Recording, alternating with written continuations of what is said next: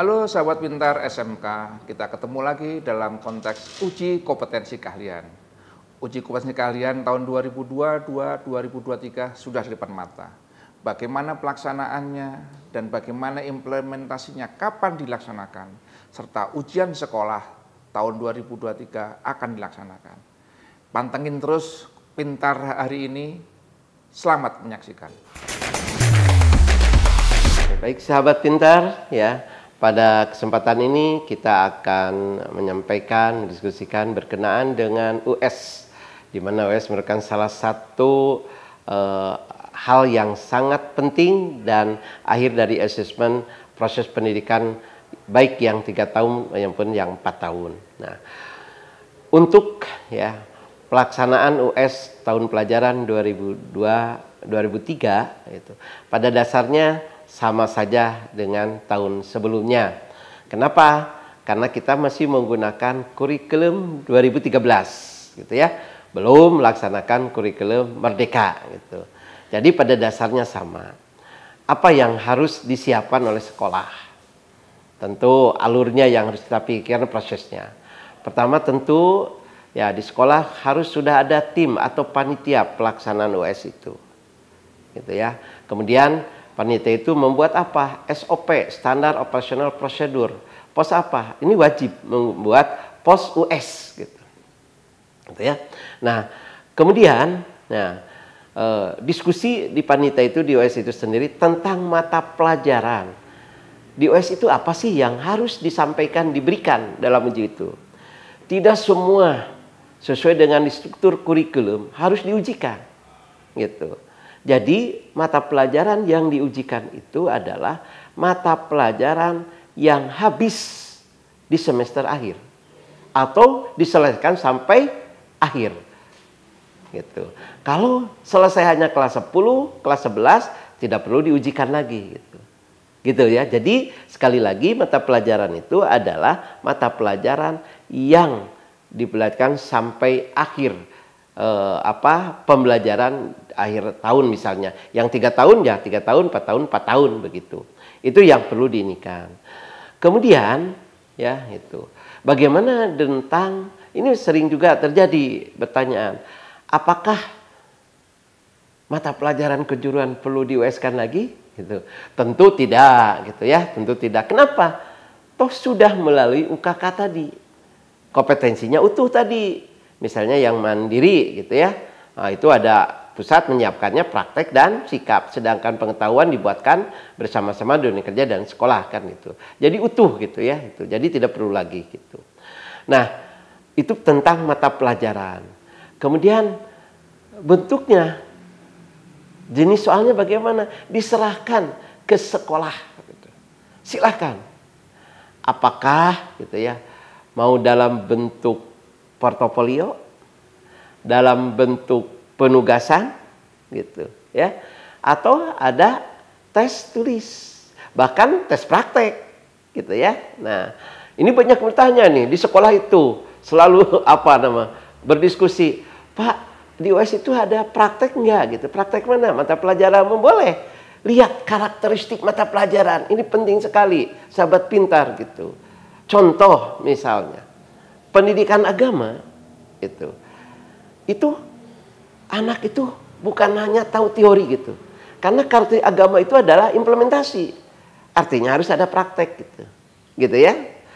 Itu atau yang lainnya. Nah, nanti sekolah menentukan pada satu S.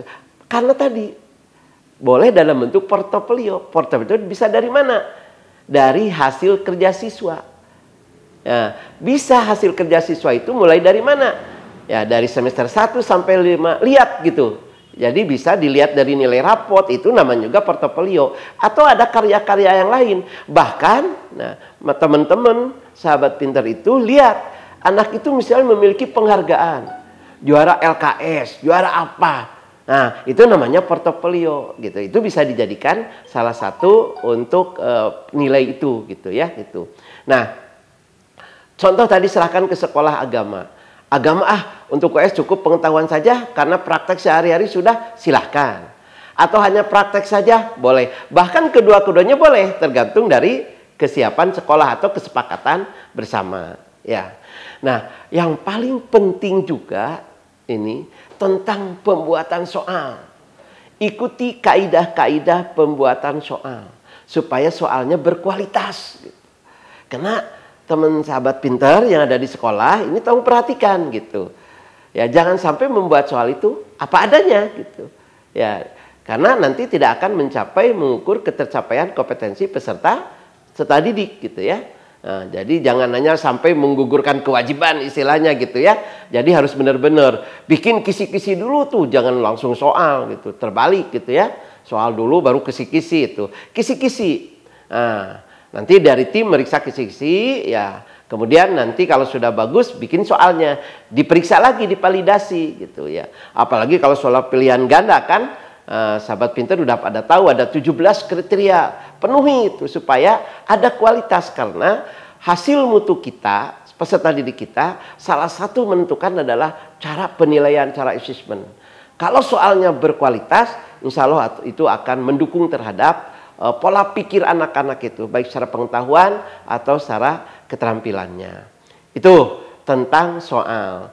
Kemudian jadwal. Nah, jadwal untuk US beda tadi ya dengan UKK. Nah, kami menyiapkan di Dinas Pendidikan Provinsi Jawa Barat itu mulai dari 1 April sampai 14 April. Begitu. Rentang waktunya 2 minggu untuk US itu gitu. Ya. Nah, silakan sekolah. Kalau misalnya butuh 6 hari ya 6 hari dapat nih. Tapi rentangnya di sana. Kenapa? Karena minggu ketiga itu biasanya anak libur menghadapi Idul Fitri gitu. Gitu ya. Nah, gitu. Jadi jadwalnya kami siapkan berbeda dengan tahun sebelumnya gitu. Di mana tahun sebelumnya dulu kita atau kami membuat kalender pendidikan Provinsi Jawa Barat termasuk UKK mulai dari April gitu ya. Nah, sekarang kita mulai dari 1 Maret. Nah, termasuk UKS dulu disiapkannya bulan Mei. Kenapa? Nah, ini karena kelulusan kita bulan Juni gitu. Mudah-mudahan tahun ini gitu, insya Allah kami ya saya sudah menyampaikan kepada Pak Direktur kelulusan kalau bisa disamakan dengan SMA lagi lah gitu ya. Bulan Mei selesai gitu. Nah, maka kami rancang seperti itu. Nah, nanti sekolah menentukan jadwal itu bersama-sama ya. Nah, termasuk nanti hal-hal yang lain, soal jadwal sekolah yang menentukan ya, silakan gitu.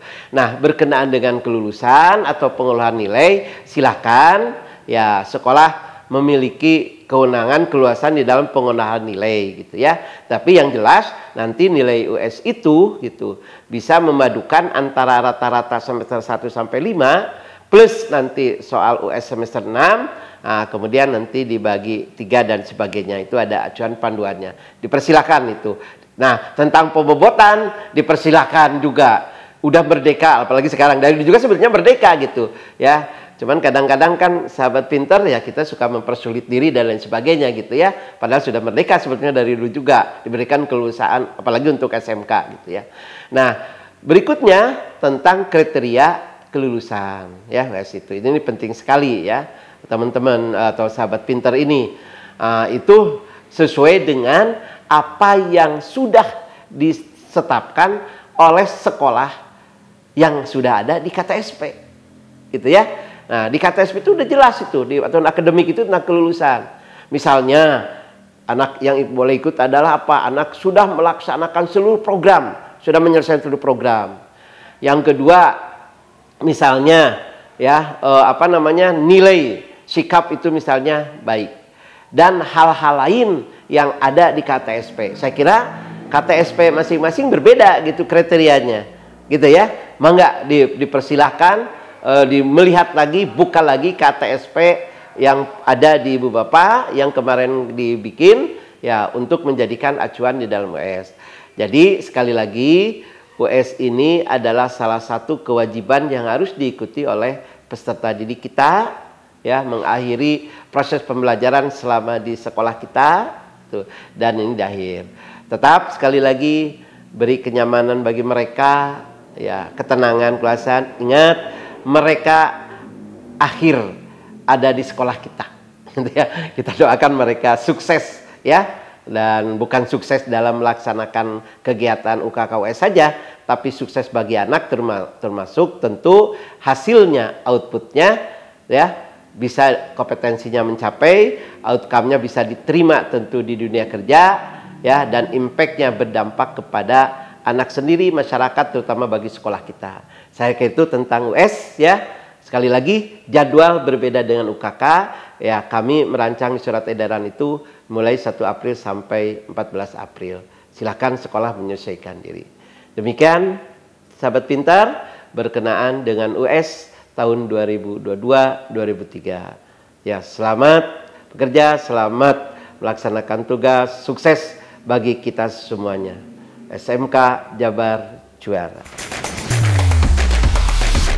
Alhamdulillahirrahmanirrahim, Sobat Pintar SMK telah mendengarkan sosialisasi UKK tahun 2022-2023 dan juga UAS tahun 2022-2023. Tentunya sekolah sudah harus mempersiapkan kepala sekolah, pengawas, guru, dan jangan lupa peserta didik yang nanti akan ikut ujian. Sukses terus untuk SMK Jabar. SMK bisa, SMK hebat, SMK Jabar juara.